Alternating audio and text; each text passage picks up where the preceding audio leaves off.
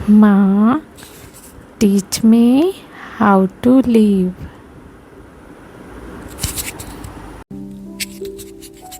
नमस्कार। आज जिस विषय पे हम बात करने वाले हैं वह विषय है कि हम तो अच्छे कर्म कर रहे हैं, लेकिन हमारे जीवन में दुख क्यों है।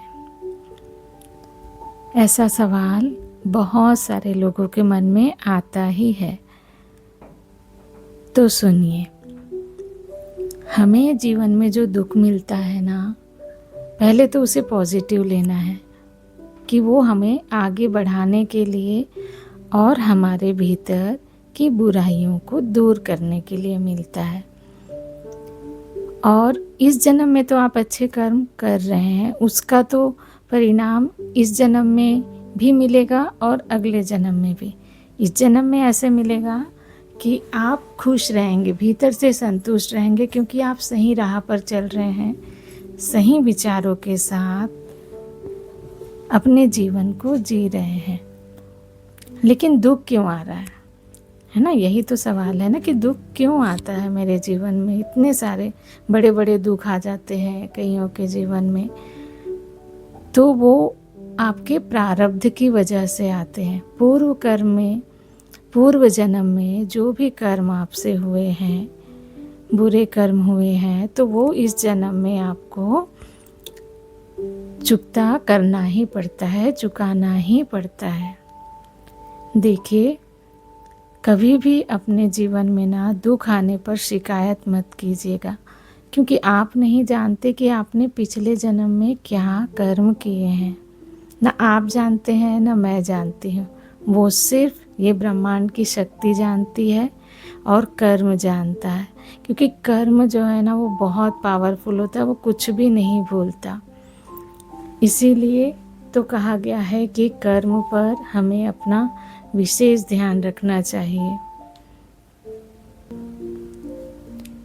यदि हमारे मन में अच्छे विचार आ रहे हैं तो हम अच्छे कर्म करेंगे ही, लेकिन वो हमारा प्रारब्ध तय करेगा, हमारे पूर्व के कर्म तय करेंगे। कई लोगों के समक्ष जैसे ये वीडियो आएगी तो वो आगे बढ़ा देंगे, देख भी नहीं पाएंगे, क्योंकि शायद उनका प्रारब्ध कमज़ोर है, पिछले जन्म के कर्म सही नहीं है, तो वो कभी इस बारे में सोच भी नहीं पाएंगे। वो बड़े सपने नहीं देख पाएंगे और वो कभी इस विषय में नहीं सोच पाएंगे कि हमें अच्छे कार्य करना है। वो शायद बुरे कार्यों में ही लिप्त रहेंगे। और उसी तरह जिसके प्रारब्ध में यह बुरे कर्म भी हैं, लेकिन वो इस जन्म में उसको शायद ऐसा लगता है कि नहीं, मुझे अच्छे कर्म करने चाहिए, तो धीरे धीरे उसके जो पूर्व कर्म के पाप है ना वो कटते जाएंगे और उसका जीवन जो है, उसकी आत्मा जो है वो पवित्र होती जाएगी। और इस जन्म के अच्छे कर्मों के द्वारा वो अपना इस जन्म का भी सुख पा पाएगा और अगले जन्म में भी वो खुश रह पाएगा। ये जो प्रारब्ध है ना, ये पूरी तरह से दिमाग को घुमा देता है, मन को बिल्कुल विपरीत दिशा में लेकर जाएगा आपके कर्मों के अनुरूप। चाहे तो वो आपसे बुरे कर्म करवा लेगा, चाहेगा तो आपसे अच्छे कर्म करवा लेगा। यदि आपके प्रारब्ध बहुत ज़्यादा मजबूत है ना, आप एक सही इंसान, सही तरह से आपने अपने जीवन को जिया है, तो आपके विचार इस जन्म में ऐसे होंगे कि मुझे गलत कर्म करना ही नहीं है।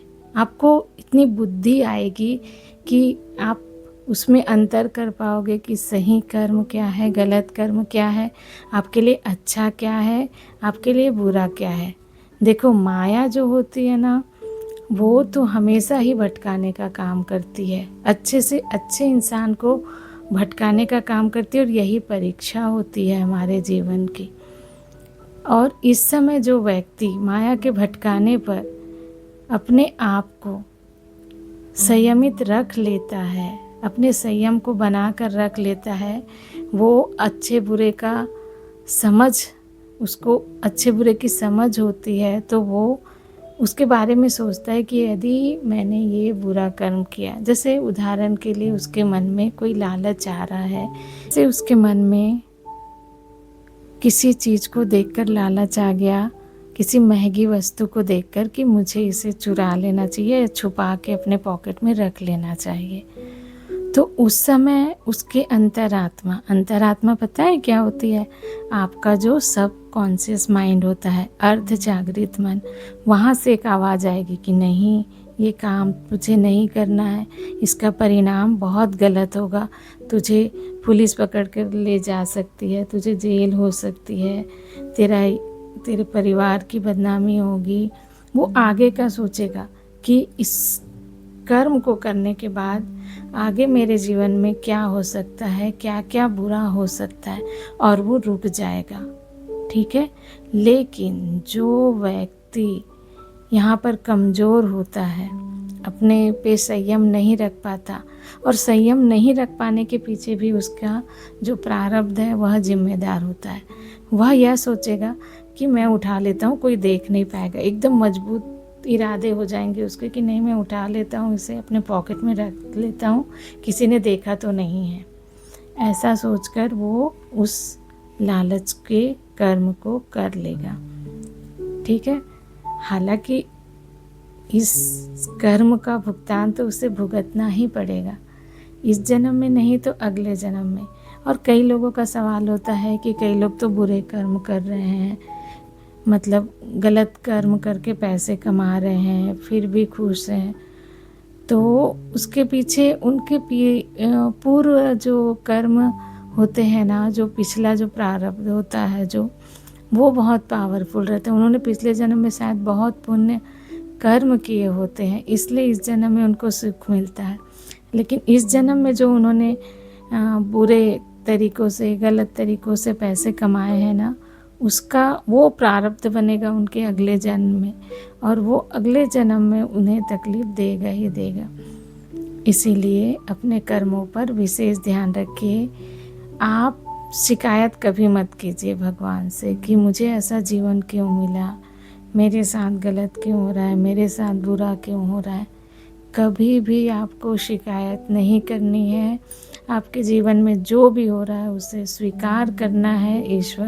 इस ईश्वर की, इस ब्रह्मांड की आपको कभी भी अवहेलना नहीं करनी है, क्योंकि ब्रह्मांड की जो शक्ति होती है ना, वो कभी आपके लिए गलत नहीं चाहती।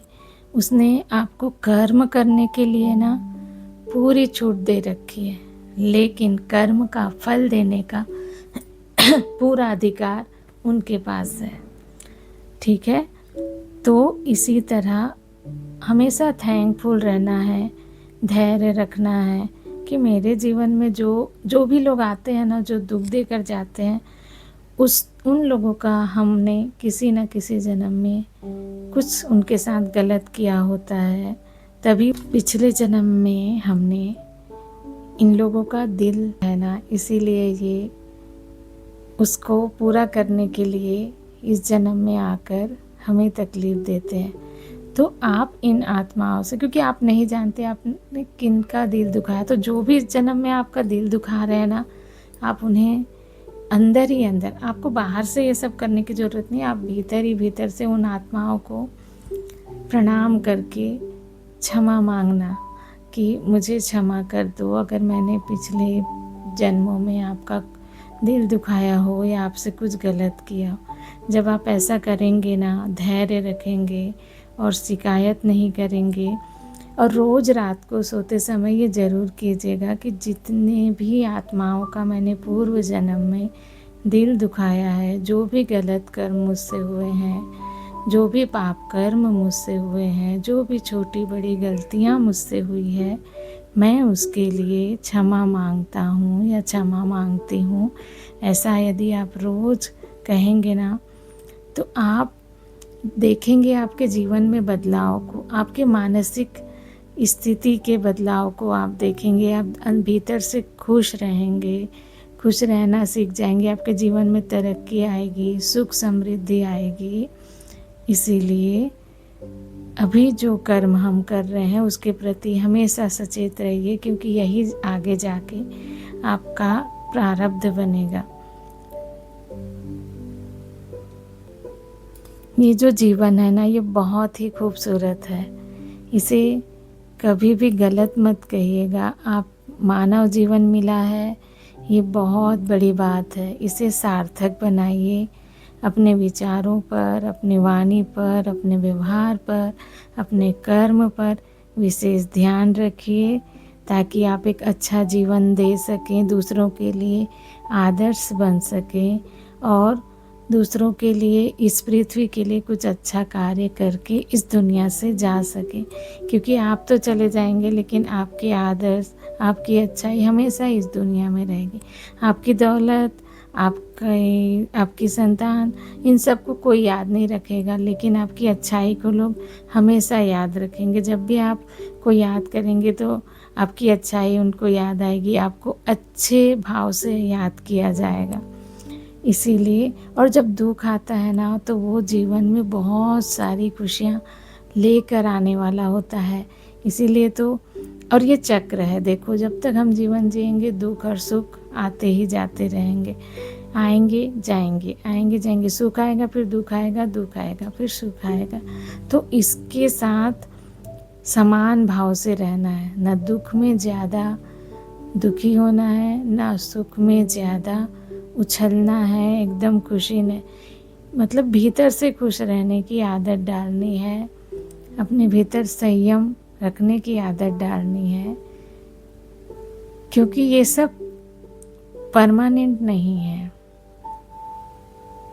हमारे जीवन में आने वाले व्यक्ति, परिस्थितियाँ, विचार, ये सुख, ये दुख, सब कुछ टेम्पररी है, परमानेंट कुछ भी नहीं है। और हमारा जो जीवन है वो बहुत छोटा सा है, 100 साल है, लेकिन लोग ऐसे जीते हैं जैसे 1000 सालों के लिए आए हैं। इसीलिए अपने हर पल को जीना सीखिए, अपने हर पल का सदुपयोग करना सीखिए, और जितना भी बोलिए अच्छा बोलने की कोशिश कीजिए। जहाँ सेवा करने का मौका मिले वहाँ सेवा कीजिए, जहाँ मदद करने का मौका मिले मदद कीजिए।